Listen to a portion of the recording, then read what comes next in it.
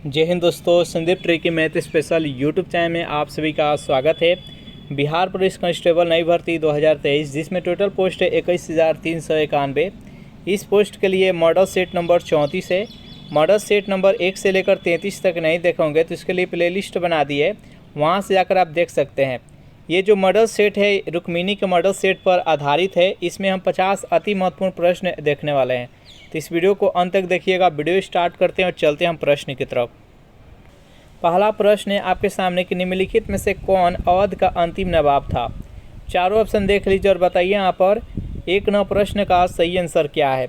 1 प्रश्न का जो भी कैंडिडेट यहाँ पर ऑप्शन नंबर बी के साथ जा रहे हैं, वाजिद अली शाह, बिल्कुल ही सही जवाब। इसका राइट आंसर है ऑप्शन नंबर बी। नेक्स्ट यहाँ पर सेकेंड प्रश्न की पूर्ण स्वाधीनता का प्रस्ताव कांग्रेस के किस अधिवेशन में पारित किया गया था। कराची अधिवेशन, लखनऊ अधिवेशन, लाहौर अधिवेशन और सूरत अधिवेशन। बताइए यहाँ पर सेकेंड प्रश्न का सही आंसर क्या है। तो पूर्ण स्वाधीनता का प्रस्ताव कांग्रेस के लाहौर अधिवेशन जो कि 1929 ईस्वी में हुआ था और इसका अध्यक्षता पंडित जवाहरलाल नेहरू ने की थी। तो लाहौर अधिवेशन में पूर्ण स्वाधीनता का प्रस्ताव रखा गया था। इसका राइट आंसर है ऑप्शन नंबर सी। नेक्स्ट यहाँ पर 3 प्रश्न कि बंगाल विभाजन की घोषणा के बाद किसके नेतृत्व में मुसलमानों का एक शिष्टमंडल वायसराय लॉर्ड मिंटो से मिला था। चारों ऑप्शन देख लीजिए और बताइए यहाँ पर 3 प्रश्न का सही आंसर क्या है। तो 3 प्रश्न का जो भी कैंडिडेट यहाँ पर ऑप्शन नंबर सी के साथ जा रहे आगा खां, बिल्कुल ही सही जवाब है। इसका राइट आंसर है ऑप्शन नंबर सी। 4 प्रश्न की निम्नलिखित में से किस योजना को डिकी वर्ल्ड प्लान के नाम से भी जाना जाता है। माउंट बेटन योजना, बेबल योजना, कैबिनेट मिशन योजना, अडिया, इनमें से कोई नहीं। बताइए यहाँ पर 4 प्रश्न का सही आंसर क्या है। तो माउंट बेटन योजना, जो भी कैंडिडेट यहाँ पर ऑप्शन नंबर ए के साथ जा रहे हैं, बिल्कुल ही सही जवाब है। माउंट बेटन योजना के तहत ही भारत को आज़ादी मिली थी। इसका राइट आंसर है ऑप्शन नंबर ए। नेक्स्ट यहाँ पर 5वां प्रश्न है कि भारत में प्रकाशित समाचार पत्र में बम्बई दर्पण के संस्थापक कौन थे। चारों ऑप्शन देख लीजिए, जल्दी से बताइए यहाँ पर 5वां प्रश्न का सही आंसर क्या है। तो जो भी कैंडिडेट यहाँ पर ऑप्शन नंबर सी के साथ जा रहे हैं, शास्त्री जाम्बेकर, बिल्कुल ही सही जवाब है। इसका राइट आंसर है ऑप्शन नंबर सी। नेक्स्ट यहाँ पर 6वां प्रश्न है कि प्रथम 3 आश्रम का उल्लेख किस उपनिषद में है। चारों ऑप्शन देख लीजिए और बताइए यहाँ पर 6वां प्रश्न का सही आंसर क्या है। तो 6वां प्रश्न का जो भी कैंडिडेट ऑप्शन नंबर ए के साथ जा रहे हैं, बिल्कुल ही सही जवाब है, छांदोग्योपनिषद। इसका राइट आंसर है ऑप्शन नंबर ए। 7वां प्रश्न है कि निम्नलिखित में से कौन सा भारत में सबसे बड़ा हड़प्पाकालीन स्थल है। मोहनजोदड़ो, राखी गढ़ी, चिन्होदर्व और धौलावीरा। बताइए यहाँ पर 7वां प्रश्न का सही आंसर क्या है। तो राखी गढ़ी है। जो भी कैंडिडेट यहाँ पर ऑप्शन नंबर बी के साथ जा रहे हैं, बिल्कुल ही सही जवाब है। नेक्स्ट यहाँ पर 8वां प्रश्न है कि आर्यों के मूल निवास के संबंध में किस विद्वान का मत था कि इनका मूल निवास तिब्बत था। मैक्स मुलर, गंगानाथ झा, दयानंद सरस्वती और संपूर्णानंद। बताइए यहाँ पर 8वां प्रश्न का सही आंसर क्या है। जो भी कैंडिडेट यहाँ पर ऑप्शन नंबर सी के साथ जा रहे हैं, दयानंद सरस्वती, बिल्कुल ही सही जवाब। इसका राइट आंसर है option number C. Arya Samaj के संस्थापक कौन थे। तो दयानंद सरस्वती जी ही थे। कब किए थे। तो 1875 ईस्वी में। इसका राइट आंसर है ऑप्शन नंबर सी। नेक्स्ट यहाँ पर 9वां प्रश्न है कि किस धर्म का यह मत है कि मोक्ष इस जीवन में भी संभव है, इसे प्राप्त करने के लिए मृत्यु आवश्यक नहीं है। जैन धर्म, बौद्ध धर्म, शैव धर्म, ए और बी दोनों। बताइए यहाँ पर 9वां प्रश्न का सही आंसर क्या है। तो 9वां प्रश्न का जो भी कैंडिडेट यहाँ पर ऑप्शन नंबर बी के साथ जा रहे हैं, बौद्ध धर्म, बिल्कुल ही सही जवाब। इसका राइट आंसर है ऑप्शन नंबर बी। नेक्स्ट यहाँ पर 10वां प्रश्न है कि अशोक ने किस अभिलेख में स्वयं को सम्राट कहा था। चारों ऑप्शन देख लीजिए और बताइए यहाँ पर 10वां प्रश्न का सही आंसर क्या है। सम्राट अशोक के द्वारा टोटल 14 अभिलेख है जो कि स्थापित किया गया था। इसमें कौन से अभिलेख में अपने आप को सम्राट कहा था।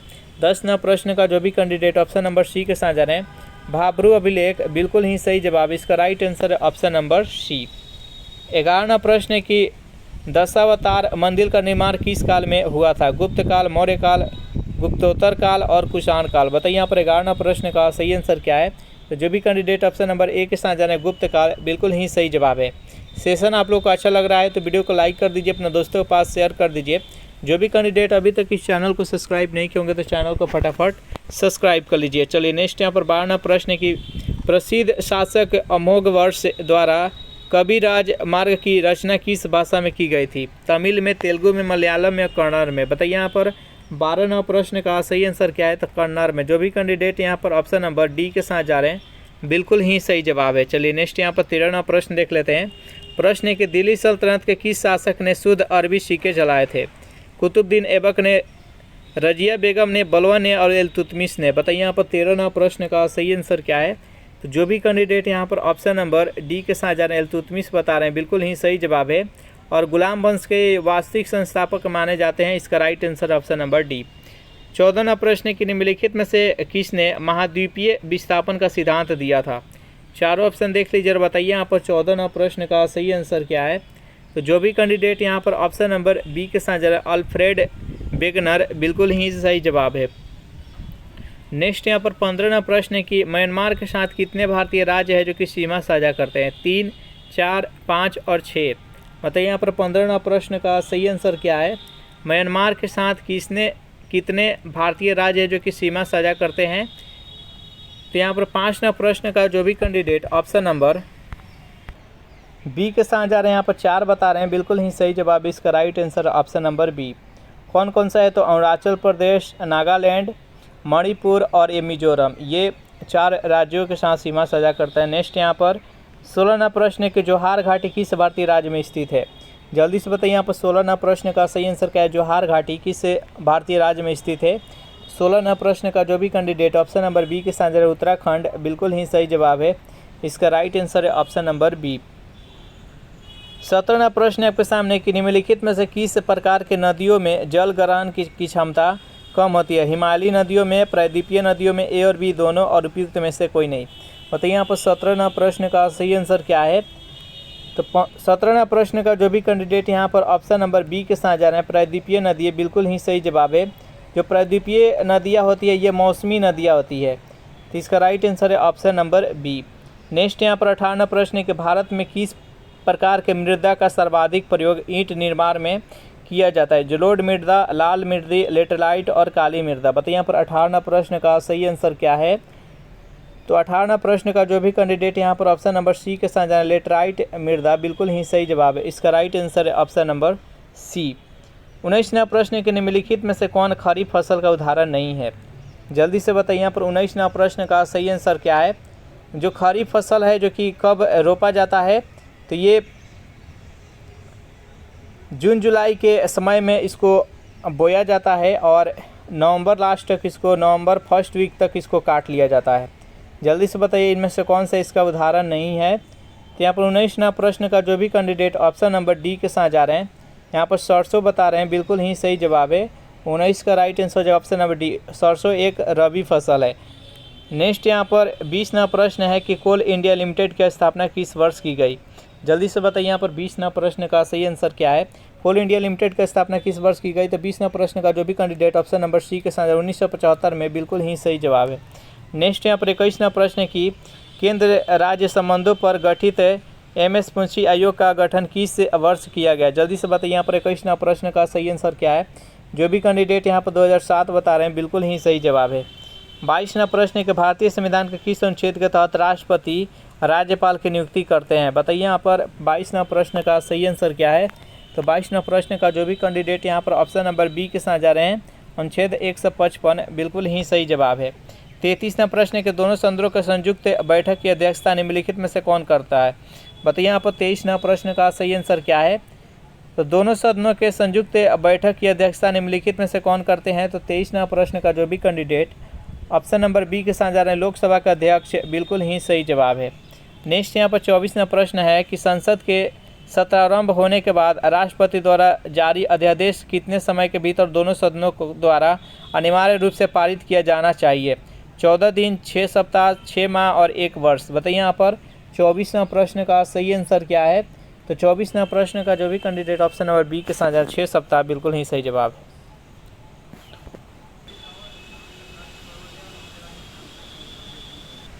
नेक्स्ट यहाँ 25वां प्रश्न के भारतीय संविधान में संसदीय विशेषाधिकार किस देश के संविधान से लिया गया है? यहाँ पर बात की जा रही है संसदीय विशेषाधिकार। तो 25वां प्रश्न का जो भी कैंडिडेट ऑप्शन नंबर डी के साथ जा रहे हैं ऑस्ट्रेलिया बिल्कुल ही सही जवाब। इसका राइट आंसर है ऑप्शन नंबर डी। नेक्स्ट यहाँ पर 26वां प्रश्न है कि किस अधिनियम के अंतर्गत प्रांतीय विषयों को 2 उपवर्गों में विभाजित किया गया। चारों ऑप्शन देखिए, जल्दी से बताइए यहाँ पर 26वां प्रश्न का सही आंसर क्या है। 26वां प्रश्न का जो भी कैंडिडेट यहाँ पर ऑप्शन नंबर डी के साथ जा रहे हैं, भारतीय परिषद अधिनियम 1919 बिल्कुल ही सही जवाब है। नेक्स्ट यहाँ पर 27वां प्रश्न है, किस स्तंभ शिलालेख में समुद्र गुप्त की उपलब्धियों अभिलिखित की गई है, जो अपनी विजय के लिए नेपोलियन ऑफ इंडिया के नाम से जाने जाते हैं। जल्दी से बताइए यहाँ पर 27वां प्रश्न का सही आंसर क्या है। जो भी कैंडिडेट यहाँ पर ऑप्शन नंबर डी के साथ जा रहे हैं, इलाहाबाद स्तंभ बिल्कुल ही सही जवाब है। समुद्रगुप्त को किस नाम से जाना जाता है, तो भारत के नेपोलियन ऑफ इंडिया यानी भारत का नेपोलियन। नेक्स्ट यहाँ पर 28वां प्रश्न है, भारतीय संविधान की प्रस्तावना में भारत के किस रूप में घोषित किया गया है। जल्दी से बताइए यहाँ पर 28वां प्रश्न का सही आंसर क्या है। तो एक सार्वभौम समाजवादी धर्मनिरपेक्ष प्रजातांत्रिक गणतंत्र। जो भी कैंडिडेट ऑप्शन नंबर सी के साथ जा रहे हैं बिल्कुल ही सही जवाब है। नेक्स्ट यहाँ पर 29वां प्रश्न है कि निम्नलिखित में से कौन सा मूलभूत अधिकार नहीं है। संवैधानिक प्रतिकार का अधिकार, शांतिपूर्ण एकत्र होने का अधिकार, देश भर में आज़ादी के साथ आने जाने का अधिकार और कुछ दशाओं में काम, शिक्षा और लोक सहायता पाने का अधिकार। जल्दी से बताइए यहाँ पर 29वां प्रश्न का सही आंसर क्या है। तो जो भी कैंडिडेट यहाँ पर ऑप्शन नंबर डी के साथ जा रहे हैं, कुछ दशाओं के काम, शिक्षा और लोक सहायता पाने का अधिकार, इसका राइट आंसर है ऑप्शन नंबर डी।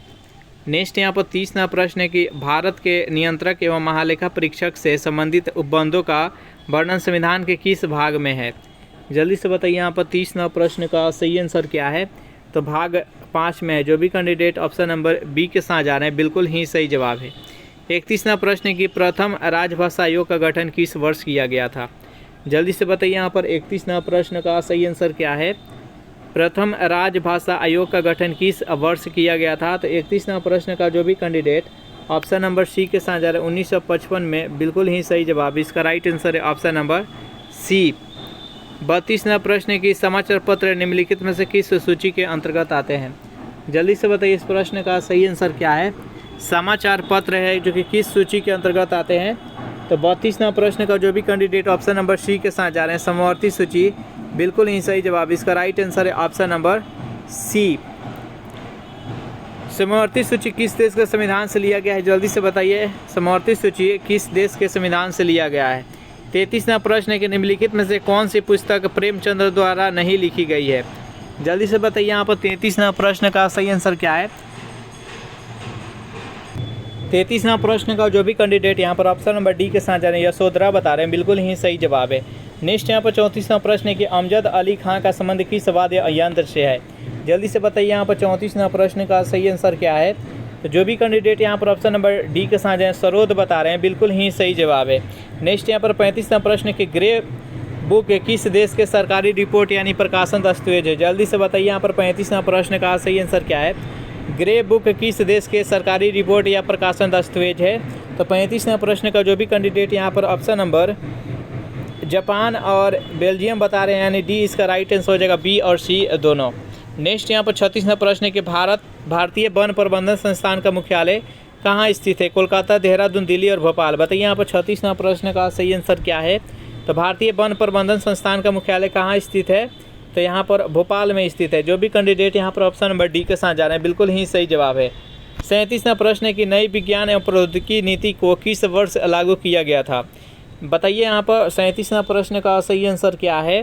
तो 37वां प्रश्न का जो भी कैंडिडेट ऑप्शन नंबर डी के साथ जा रहे हैं, 2003 में, बिल्कुल ही सही जवाब है। 38वां प्रश्न है आपके सामने कि 6 प्रमुख बैंकों का राष्ट्रीयकरण किस पंचवर्षीय योजना के दौरान किया गया था। चारों ऑप्शन देख लीजिए, बताइए यहाँ पर इस प्रश्न का सही आंसर क्या है। तो 38वां प्रश्न का जो भी कैंडिडेट यहाँ पर ऑप्शन नंबर सी के साथ 6ठी पंचवर्षीय योजना, बिल्कुल ही सही जवाब है। इसका राइट आंसर है ऑप्शन नंबर सी। नेक्स्ट यहाँ पर 39वां प्रश्न के भारत में योजना आयोग का गठन किस समिति के सिफारिश पर किया गया था। चारों ऑप्शन देखिए, जल्दी से बताइए यहाँ पर 39वां प्रश्न का सही आंसर क्या है। तो केसी नियोगी। जो भी कैंडिडेट ऑप्शन नंबर ए के साथ जा रहे हैं, बिल्कुल ही सही जवाब है। योजना आयोग का गठन कब किया गया था। तो 15 मार्च 1950 ईस्वी को योजना आयोग का गठन किया गया। नेक्स्ट यहाँ पर 40वां प्रश्न है कि निम्नलिखित में से कौन अप्रत्यक्ष कर के उदाहरण है? जल्दी से बताइए यहाँ पर 40वां प्रश्न का सही आंसर क्या है? निम्नलिखित में से कौन सा अप्रत्यक्ष कर का उदाहरण है? तो 40वां प्रश्न का जो भी कैंडिडेट यहाँ पर ऑप्शन नंबर डी के साथ जा रहे हैं, बिल्कुल ही सही जवाब। उपयुक्त सब यानी सेवा कर, सीमा कर और यहाँ पर बिक्री कर, ये तीनों का तीनों अप्रत्यक्ष कर है। 41वां प्रश्न की यदि किसी अर्थव्यवस्था में अच्छी और बुरी मुद्राएं एक साथ प्रचलन में है तो बुरी मुद्राएं अच्छी मुद्राओं को प्रचलन से बाहर कर देती है। यह गोशेन का नियम है, ग्रेशम का नियम है, शे का नियम है, उपयुक्त में से कोई नहीं। बताइए यहाँ पर 41वां प्रश्न का सही आंसर क्या है? तो 41वां प्रश्न का जो भी कैंडिडेट ऑप्शन नंबर बी के साथ जा रहे हैं, ग्रेशम का नियम, बिल्कुल ही सही जवाब है। नेक्स्ट यहाँ पर 42वां प्रश्न के निम्नलिखित में से कौन ग्रीन हाउस गैस का उदाहरण नहीं है? जल्दी से बताइए यहाँ पर 42वां प्रश्न का सही आंसर क्या है? तो मीथेन है, कार्बन डाइऑक्साइड है, क्लोरोफ्लोरोकार्बन है, वाष्प है, ये सभी है जो कि ग्रीन हाउस गैस का उदाहरण है। बाकी ये कार्बन मोनोऑक्साइड नहीं है, तो इसका राइट आंसर है ऑप्शन नंबर सी। 43वां प्रश्न के निम्न में से कौन सा दुर्लभ जातियों के उदाहरण है? हिम, चीता, बाघ, कस्तूरी मृग और लंगूर। बताइए यहाँ पर 43वां प्रश्न का सही आंसर क्या है? तो 43वां प्रश्न का जो भी कैंडिडेट ऑप्शन नंबर ए के साथ जा रहे हिम, चीता, बिल्कुल ही सही जवाब है। नेक्स्ट यहाँ पर 44वां प्रश्न का सही आंसर क्या है? कोणीय संवेग का बीमा निम्नलिखित में से क्या है? बताइए यहाँ पर 44वां प्रश्न का सही आंसर क्या है? तो कोणीय संवेग का बीमा होता है mL/t², t⁻⁻1, तो इसका राइट आंसर है ऑप्शन नंबर ए। 45वां प्रश्न के निम्नलिखित में से कौन सा एक सदिश राशि नहीं है? विद्युत धारिता, बल, अघूर्ण बल और चुंबकीय क्षेत्र। बताइए यहाँ पर 45वां प्रश्न का सही आंसर क्या है? तो 45वां प्रश्न का जो भी कैंडिडेट यहाँ पर ऑप्शन नंबर ए के साथ जा रहे हैं यानी विद्युत धारिता बता रहे हैं, बिल्कुल ही सही जवाब है। विद्युत धारिता है जो कि एक अदिश राशि है, तो इसका राइट आंसर है ऑप्शन नंबर ए। 46वां प्रश्न की यदि पृथ्वी के वर्तमान घूर्णन गति बढ़ा दी जाए तो विषुवत रेखा पर गुरुत्वीय त्वरण का मान क्या होगा? जल्दी से बताइए यहाँ पर 46वां प्रश्न का सही आंसर क्या है? तो यदि पृथ्वी के जो घूर्णन गति है उसको अगर तेज कर दिया जाए, बढ़ा दिया जाए, तो विषुवत रेखा पर गुरुत्वीय त्वरण का मान घट जाएगा। इसका राइट आंसर है ऑप्शन नंबर ए। लेकिन ध्रुव पर किसी प्रकार का परिवर्तन नहीं होगा। सबसे अधिक गुरुत्वीय त्वरण का मान कहाँ पर होता है? तो ध्रुव पर होता है। नेक्स्ट यहाँ पर 47वां प्रश्न की प्रकाश के एक माध्यम से दूसरे माध्यम में जाने पर निम्नलिखित में से क्या नहीं बदलता है? तरंग दैर्घ्य, आवृत्ति, वेग और ई और बी दोनों। बताइए यहाँ पर 47वां प्रश्न का सही आंसर क्या है? तो 47वां प्रश्न का जो भी कैंडिडेट ऑप्शन नंबर बी के साथ जा रहे हैं, आवृत्ति बता रहे हैं, बिल्कुल ही सही जवाब है। नेक्स्ट यहाँ पर 48वां प्रश्न है, हीरा में कौन सा प्रसंस्करण पाया जाता है? बताइए यहाँ पर 48वां प्रश्न का सही आंसर क्या है? तो sp3।